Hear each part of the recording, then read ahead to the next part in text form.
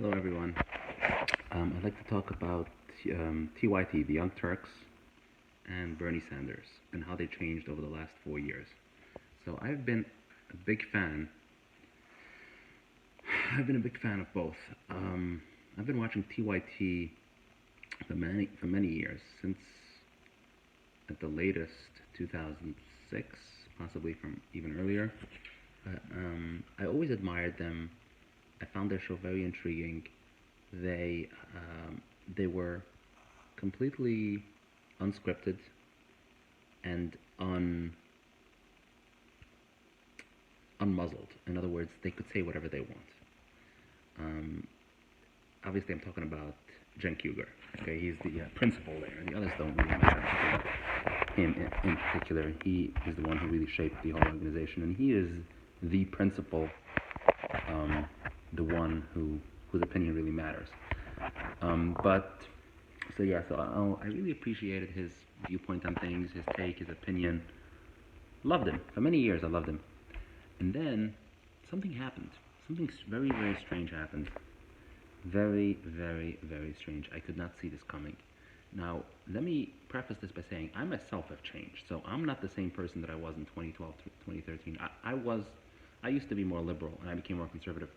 But I'm intelligent enough and impartial enough to be able to take that persona and put it aside while assessing how Jon Huger changed. And he has changed.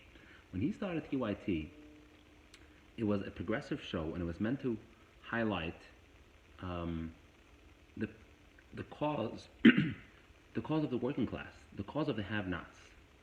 It was meant to champion the cause of the have-nots, people who are struggling. How does Hillary Clinton call it? Day-to-day Americans. She doesn't want to say middle class. She doesn't want to use. She has to come up with different phrases. Ordinary? No, he just doesn't say ordinary Americans. She came up with some stupid phrase there. Anyway, the point is that he stood for the working class, mostly on economic issues. So, for example, the most prominent issue was Medicare for all. So that's something that he hammered away incessantly over the years. And which also brings me to the Bernie Sanders, which I hinted to earlier, but I'm going to get back to that later, hopefully. Obviously, that's Bernie Sanders' flagship cause as well. So we're talking about that, money in politics. He was 100% right on that. He was the first one and the most vociferous exponent of this problem, namely that people just spend money and they're able to sway elections based on outsized spending, even though we're supposed to have a democracy, one vote per person. So this was an issue that the mainstream doesn't consider it an issue, right? Do whatever you want, you spend whatever you want, spend however you like, and everyone does it. Super PACs galore, and the FEC is not even enforcing it. And so he's the only one who really made a big ruckus over it. And so that's another example of something that he championed. But anyway, over the years, after 2016, something changed. I don't know what happened. Something clicked, and suddenly everything started getting anti-Trump. Everything is anti-Trump. Now notice, interestingly, that it's not just TYT. If you look at other papers, they used to be balanced. After 2016, they became unhinged. If you look at a paper like the New York Times, for example, and I tell you New York Times because I used to read it, right? And it used to, I'm telling you, I remember this very clearly. Again, I changed myself too, but I also remember in 2007, 2008, 2009, I used to read the Times every day. And it was a balanced paper. You could read an article, you could get an objective view, you could think about it. Obviously it had a very high vocabulary, not very high, but you know what I mean, right? It was meant for adults. It was a balanced, it was judicious, it was thoughtful, thought-provoking, and it certainly didn't appear in any shape or form that it was tendentious, that it was promoting a certain point of view because it had to. or it was deliberately doing that for whatever reason. But nowadays, and by nowadays I mean the last 4 years, ever since Trump's election, I notice whenever I click nyt.com, Trump did this, Trump said that, Trump tweeted. Every article about Trump, and it's always negative, always. Absolutely incredible. It's just insane how you take a paper that is so balanced, so objective, so normal, and so great, and just like that, it flips. It flips. Now, I was always leaning left. Again, I'm not disputing that, and I used to be more left than I am right now, so that explains why I was a lot more amenable in the past. That's fine. Okay, I get that. But I could still have been comfortable reading a New York Times article right now when I'm leaning right if it was written in the same manner, in the same fashion, with the same objectivity that it used to be written 10 years ago. But it's not. Not even close. Not even close. The whole subject of what they write about, how they write about, how they present it, what facts they choose to promote. I'll give you another example, okay? This is the most recent one. The Hunter Biden email, it's not even covering it. The story in the New York Times is about not covering it. Not about, see, they don't tell you the story. Hunter Biden is not a story. It's just why the New York Post shouldn't be covering it, all right? And why we're not publishing it, even though the New York Post, mentioned it, brought up the whole thing.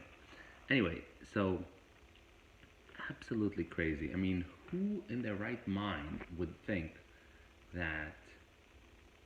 I don't want to get into this because frankly, it nauseates me. But bottom line is that the New York Times is not it's totally not what it used to be. It's not a paper that publishes news. Rather, it toes the line of a particular point of view, which is perfectly legal, it's fine. But it's no longer a news organization. It doesn't write about news. It just feeds you, and by you I mean you, not me. Okay, you, whoever is still reading it, I don't, a certain line, a certain agenda that you want to hear. And so namely, all those people who suffer from TDS, Trump derangement syndrome, they can go to the New York Times, they can get all they want. They can satiate themselves and surfeit themselves with everything that the New York Times has to feed them, until they start vomiting and puking from all the food, because they have so much to offer. Anti-Trump material, it's endless. Anything he says or does is twistable and interpretable in a negative light, as anything that anyone does can be interpreted. And they have a way of doing it. They feed on each other. Each news organization and each journalist just feeds, the other person says, and that official said, and that, so there's so much material that can go around. Anyway, so the New York Times changed, but I'm talking about TYT right now. So what happened with TYT? So the fact that the New York Times changed is not so alarming to me, because there was never a face to it, right? It's just an organization. It's an anonymous organization. I don't know who works there. I don't know who writes there, and never had this strong personality leading it. Whereas with TYT, I'm talking about Cenk Uygur. I knew him. I thought I knew him, and yet he changed. And so here's what I want to say. Something very, very interesting, and that is as follows. I think that at the root of the issue of how he changed and why he changed is money. Everything is money. Everything is money driven. What happens is, when he started the organization, when he started TYT, it was genuinely driven by this desire of championing the needs and the concerns of people, of struggling Americans, people who make less than $50,000 a year. People who need, who are being cheated by the system in a way. The system is just basically not working for them. They're struggling with daycare, with education, with healthcare, and all of that, and they're just, they're working hard. They're not eligible for all these handouts either. They're not victims yet, right? So they don't have like nowadays, um, where many classes of people are classified as victims and intersectionality, and they get brownie points for that, etc.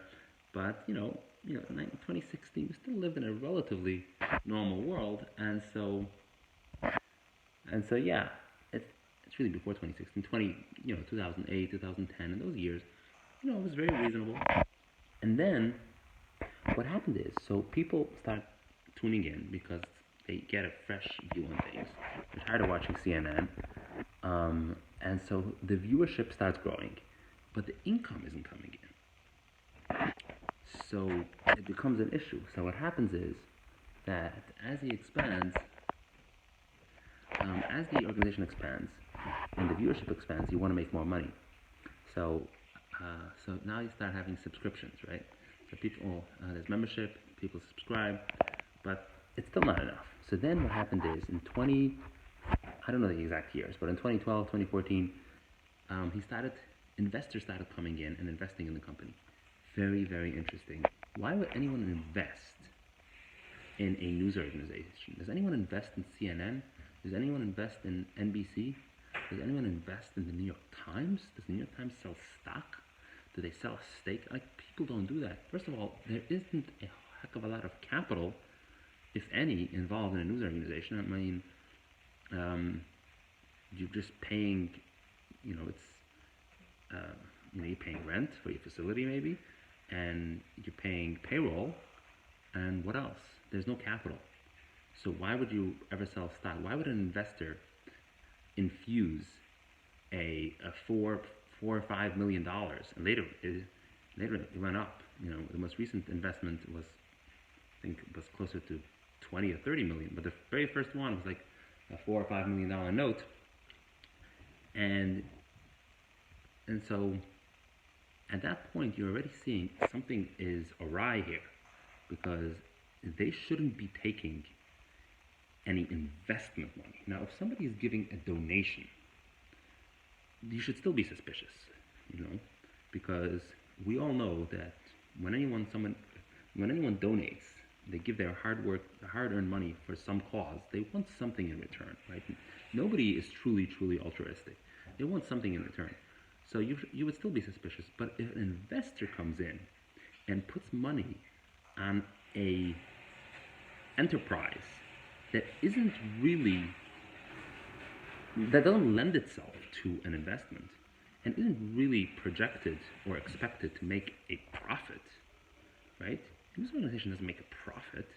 They might produce some income, but not the kind of profit that would induce people to invest in it. So you would have to be very suspicious here. So what essentially happened is it was hijacked by the left. It was hijacked by the left to be used as a Trojan horse. It appears to be benign, but it's actually used to promote a certain narrative, certain values, a certain interpretation of the news and of reality. Okay, it's a reality TV show. It appears reality, but it's really acting, right? So same here. It appears to be news, presenting news, but in reality, it's actually reality again here. In fact, it is actually peddling a particular point of view that it wants you. It's propaganda, essentially. Propaganda in sheep's clothing is what it is. So that's essentially what happened. Now, Jen Hugo would, of course, vehemently disagree with me. He would say, no way. I'm the same person, and nothing has changed, and I'm just promoting, I think Trump is a real danger, etc., etc. But you have to look at the facts. The fact is that right now, he is peddling the exact same information that you can watch on CNN. There's no difference. He's no longer the champion of anything other than Trump derangement syndrome. There's no difference here. And so you gotta ask yourself, if you're still a TYT watcher, like, what the heck happened here? So the transition was subtle, to be sure, but the end result is such that the TYT no longer offers anything maverick. There's nothing unusual that you can watch there that differs from the mainstream narrative, which is namely cultural leftism and anti-Trump. That's basically what it is. You got to champion every every leftist cause, whether it be BLM or, this protest, it's not riots, and George Floyd, and transgenders, and gay marriage, and abortion, and Amy Coney Barrett is terrible, and Kavanaugh is a rapist, etc. So there's a certain, orthodoxy that you got to believe in the left, that you got to believe in. There's no critical thinking there. You have to believe that, whatever is good for the leftist cause is correct, is in fact true. And so that's what it is. So basically, the moral of the story here is that money corrupts. So what is the mistake that Cenk made there by taking that money? The mistake that he made is that, this is obviously very hypothetical, and I'm not in his shoes, and so I can't really speak to, I'm far away physically and mentally from him. I've never even, I have spoken with him for about 5 seconds, but otherwise, what is the mistake that he made by taking money? The mistake was as follows. It doesn't see, the good thing about presenting news in the internet age is that you don't need to invest. You don't have to buy, the FCC, they sell airwaves. You don't have to buy airwaves. You don't need a license for anything. You can publish anything you want. And, Congress has even made a law that absolved the platform from any liability for what you publish. So in other words, they don't even care. If you're publishing through an ISP something that is derogatory, something that is libelous, they'll sue you, not the platform. So you can do whatever you want. You can say virtually whatever you want online. There's an extremely low barrier to entry and to broadcasting.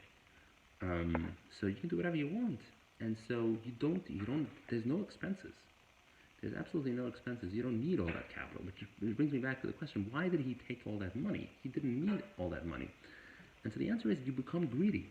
What happens is people, they become greedy. They want to expand because they think that for their own ego and for their own sense of usefulness, that the bigger the organization is, the more you can offer to our viewership, the better.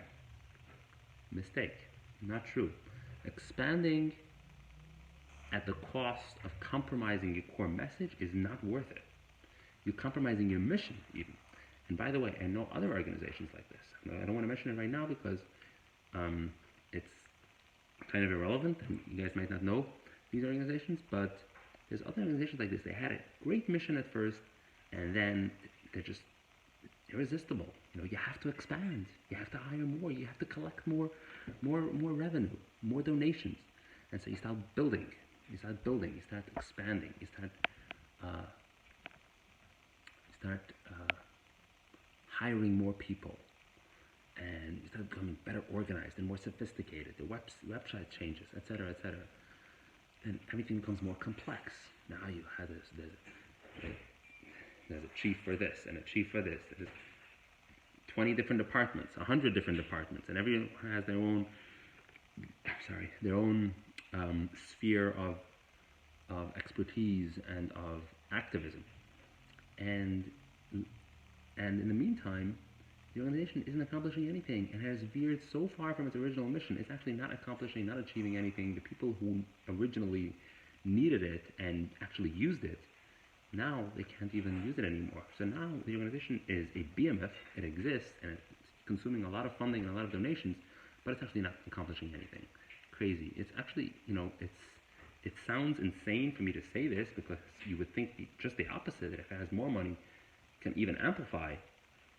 It can amplify even greater what it achieves, but reality is that that's not the case.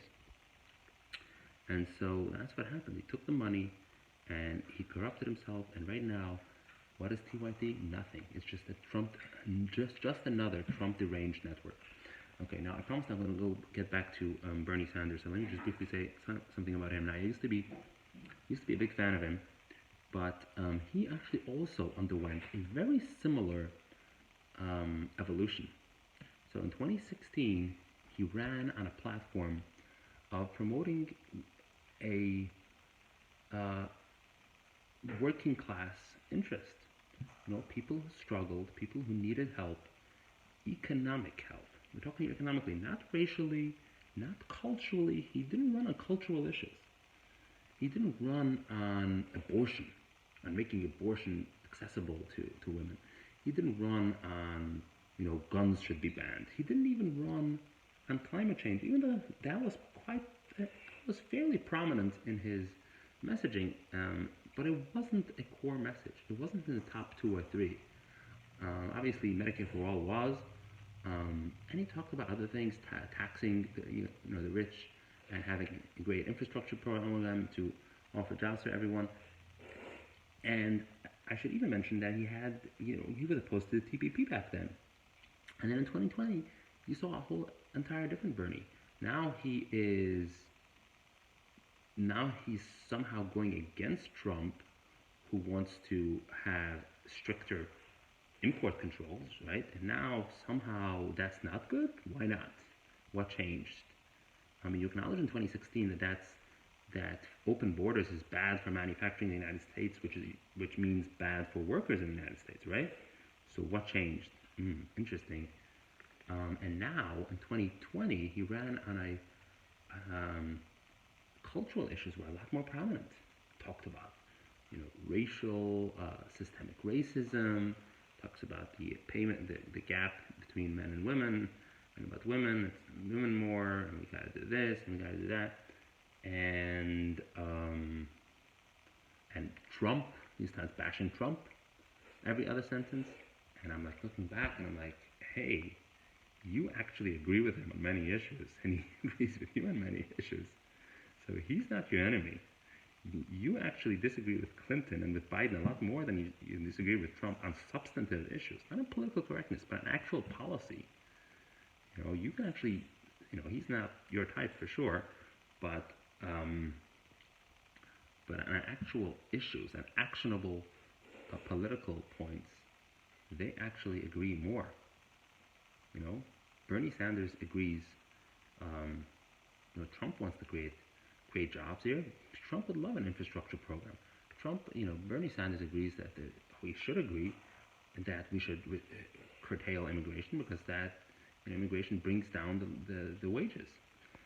So anyway, bottom line is that Bernie Sanders also became corrupted, and again, it's very interesting. The only explanation here would be is that as you're in a similar vein to what I said earlier, is as your constituency grows. In 2016, the whole idea that he would resonate with voters was just completely unexpected. Like, he didn't know that it was going to happen. Nobody knew it was going to happen. It was just a no one and nobody. Prior to 2016, who had ever even heard his name? He was just a regular senator. Now everyone knows about him, right? So that was a surprise. And so it surprised him himself. Like, to him, that was just a whim, running for office in 2016. Nobody was supposed to run against Hillary. I remember the time. The only reason why he was the only one running is because he was crazy enough to run, right? Nobody else saw it fitting to run. This is how strong and how bullyish Clinton was towards other prospective candidates for the nomination in 2016. But anyway, so he was the only one who ran because he didn't even belong to the Democratic Party. Nobody even cared about him because he was just a socialist. So he's not going to win anyway. So who cares? Okay, you might as well run. But he surprised everyone. He came actually extremely close to winning the nomination. And it's even possible that if they hadn't pulled some tricks on him, and he would have won. I don't know if that would have been the case, but it's certainly plausible. You remember those emails? Between what's her name? Schultz, that Schultz character, Debbie Wasserman Schultz, and the DNC.